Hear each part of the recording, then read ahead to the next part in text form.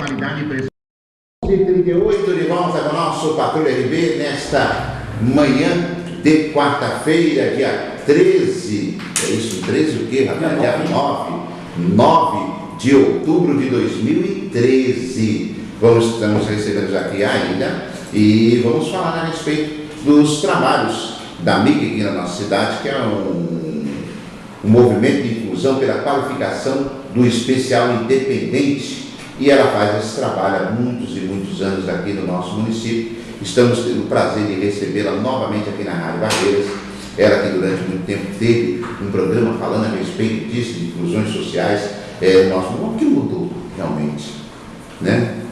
Da época que se fazia o programa, que toda semana se falava a respeito disso, depois desse tempo todo passado, o que realmente mudou?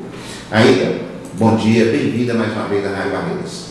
Bom dia, Marcelo, bom dia a todos os ouvintes. A gente agradece mais uma vez a RB, enfim, é nosso parceiro aí há quantos anos, né?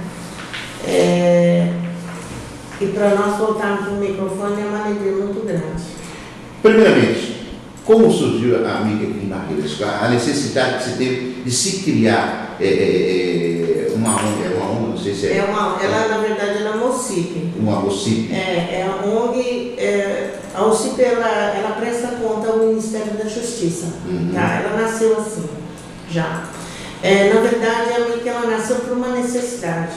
O deficiente em idade produtiva, ele fica muito solto dentro desse processo, né? Por exemplo, quando é criança, ele tem um atendimento e tal, mas quando ele chega na adolescência, na idade produtiva, mercado de trabalho e outras coisas que acontecem, as angústias naturais da adolescência, né, de uma maturidade, ele fica muito solto.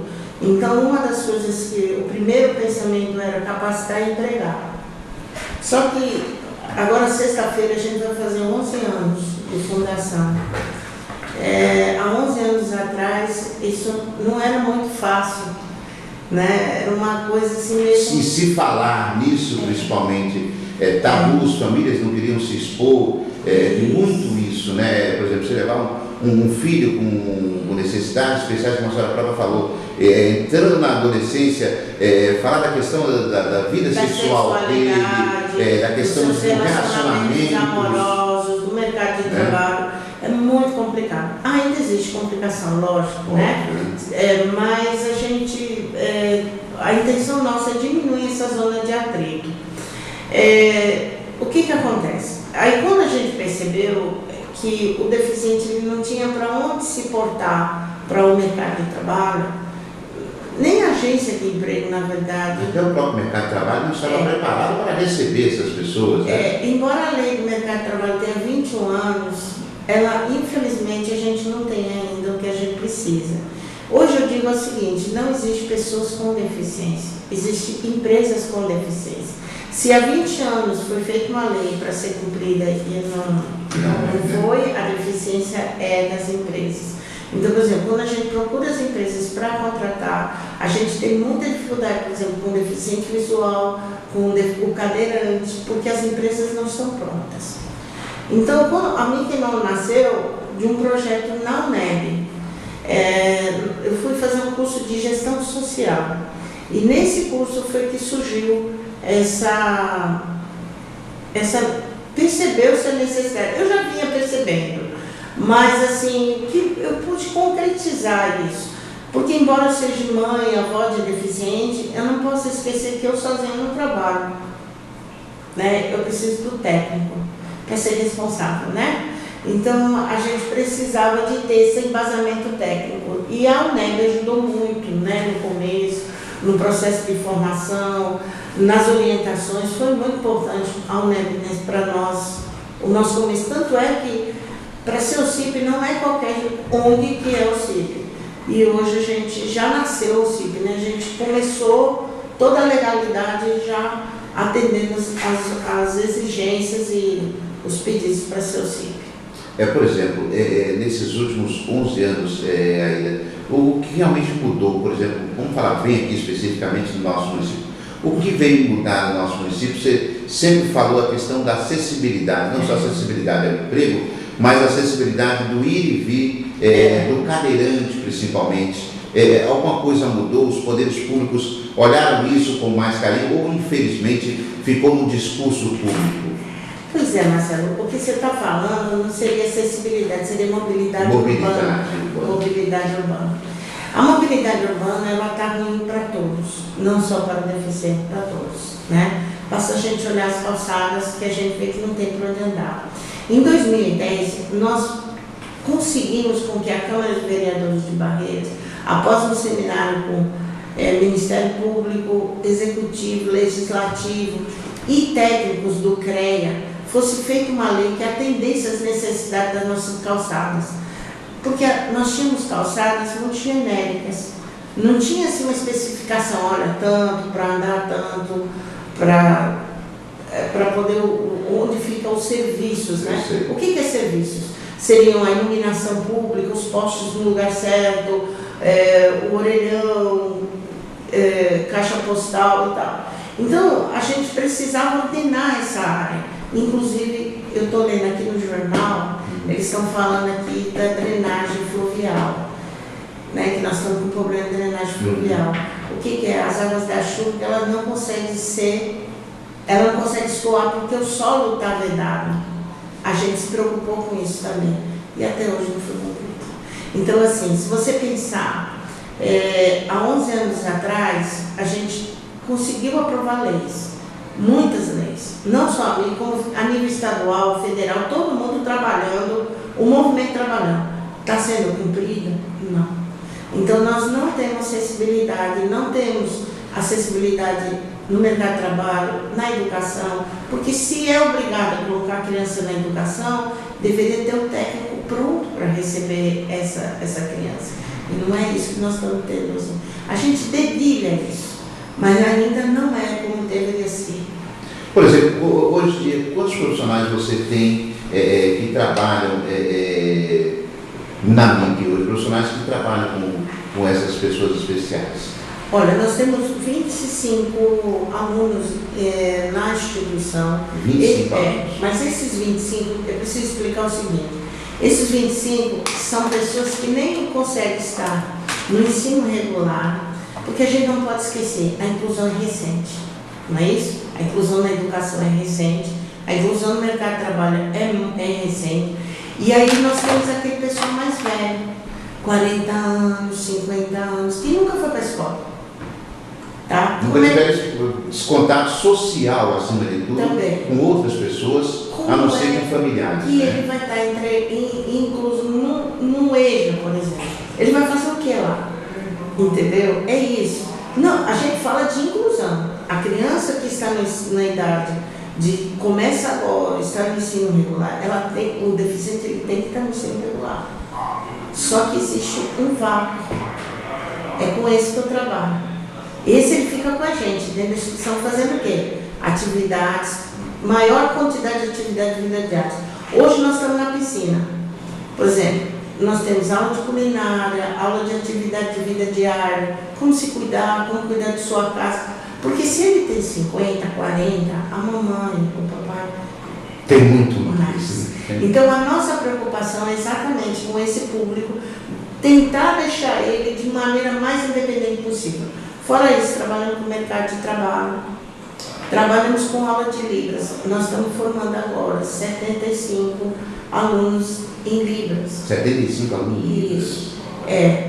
Aberto para o público em geral. Aliás, quem quiser fazer curso de Libras, vai começar em fevereiro de novo, precisa entrar na lista. É bom ligar para lá, porque está havendo uma procura muito grande e a gente não consegue dar conta da demanda. Tá? Então, por exemplo, por que Libras? Porque o mototaxista é importante que ele aprenda Libras, o médico, a enfermeira, o delegado, o radialista, a enfermeira. O surdo não pode ficar dependendo só do intérprete. E acontece muito isso. Por exemplo, ele tem um intérprete na escola, mas quando ele vai para algum lugar... No dia a dia, ele é cego, mas o dia a dia dele pode ser normal, é surdo.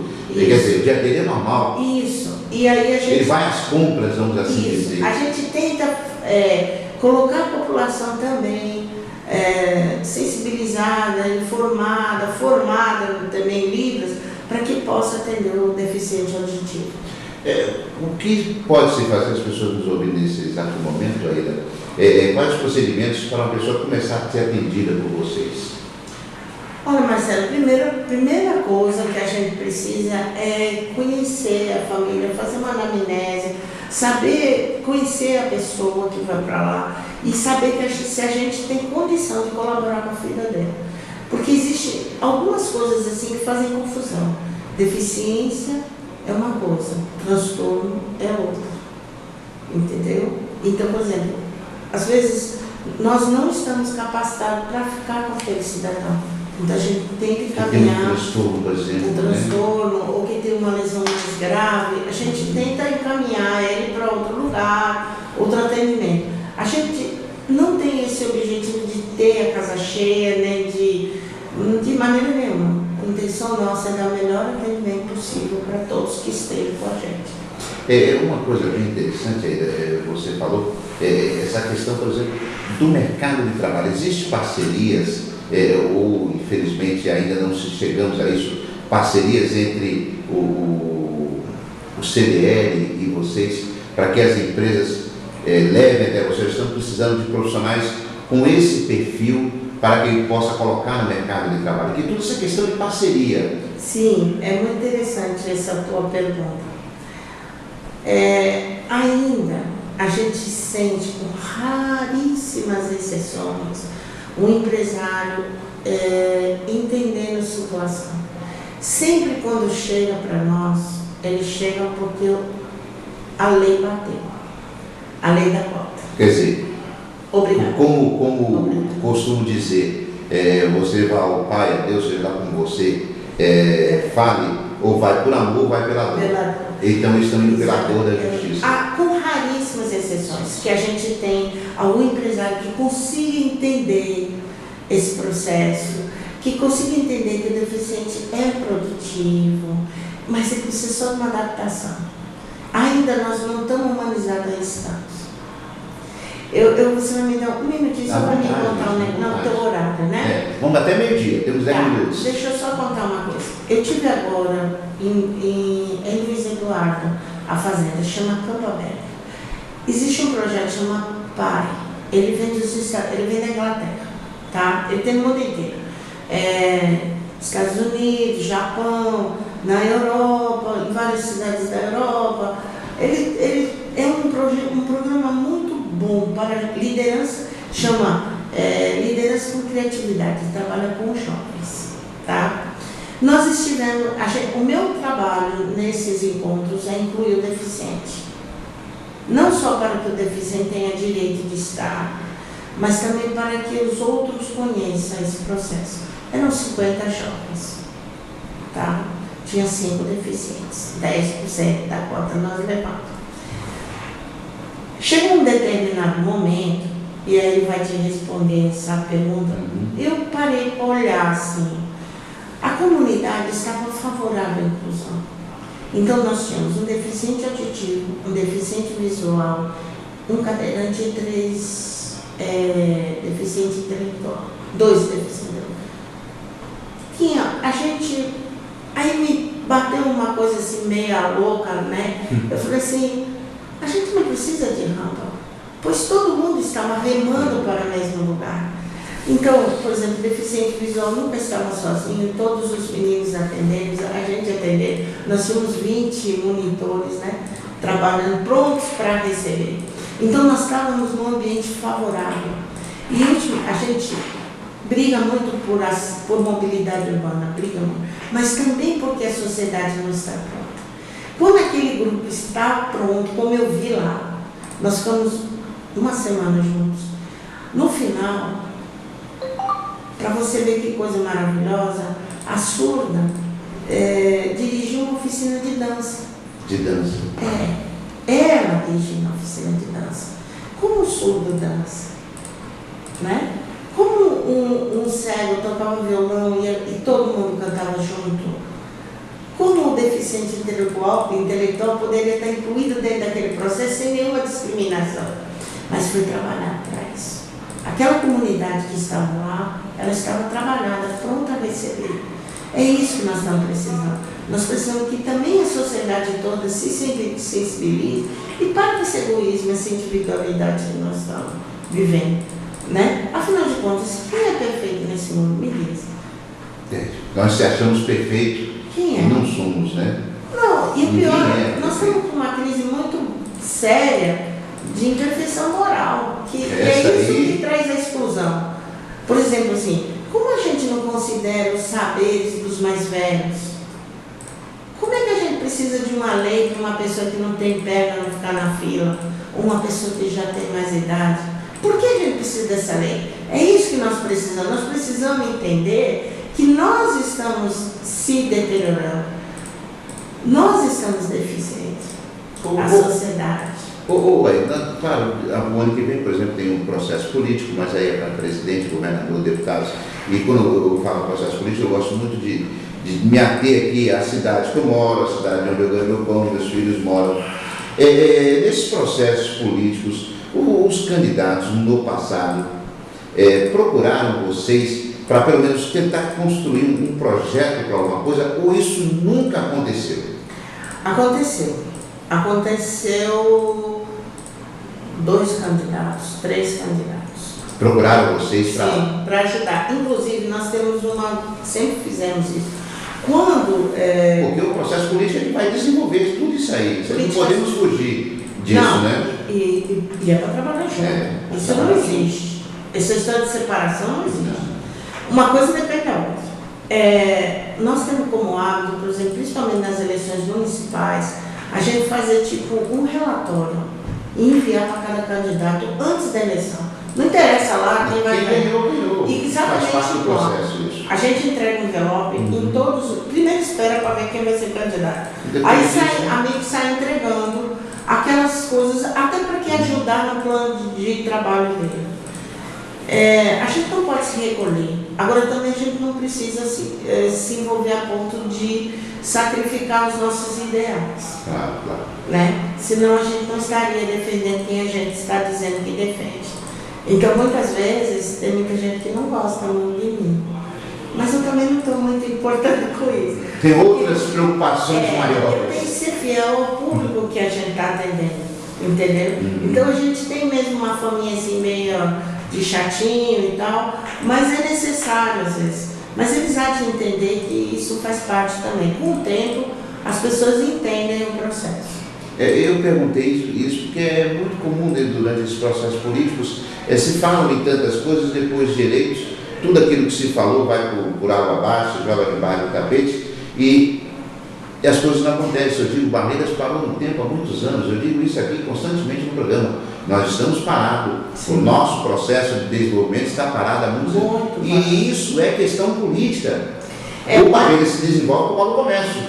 Porque fora isso... Não, nós tivemos exemplo, nós tivemos quase 100 prefeitos em alguns momentos, ou 100 prefeitos até, acho que nós passamos 15 dias ou 20 dias sem prefeito, não nessa gestão, na outra, e Barreiras funcionou, entendeu? Assim, não contente como deveria ser, mas funcionou. O que nós precisamos entender assim, Marcelo, por exemplo, essa eleição que, eu vou fazer uma crítica assim, minha pessoa. Claro, vontade. Eu quero que seja não da minha entendimento. Por exemplo, o governo federal ele leva uma quantidade de impostos nossos. Ele devolve como? De programas sociais. Para quê? Para que amarre o município nos pés dele. É simples. É só a gente parar para pensar.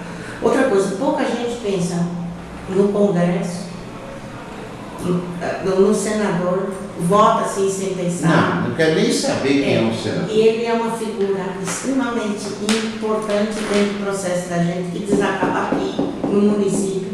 Ninguém pensa no deputado. Estadual, federal. E também aqui, quando a gente pensar no município, a gente precisa pensar qual é o valor do nosso voto, né? O peso do nosso voto. Então, se hoje a gente está, como está, não somente nessa gestão, qualquer outra que passou, é consequência de a gente faltar analisar, entender políticas públicas. Eu gosto muito de políticas públicas, é um assunto que me interessa. Eu acho. A questão não é só a questão social aqui, vamos assim dizer, É. mas a questão da iluminação pública, Isso. é a questão das ruas, Isso. né? Tudo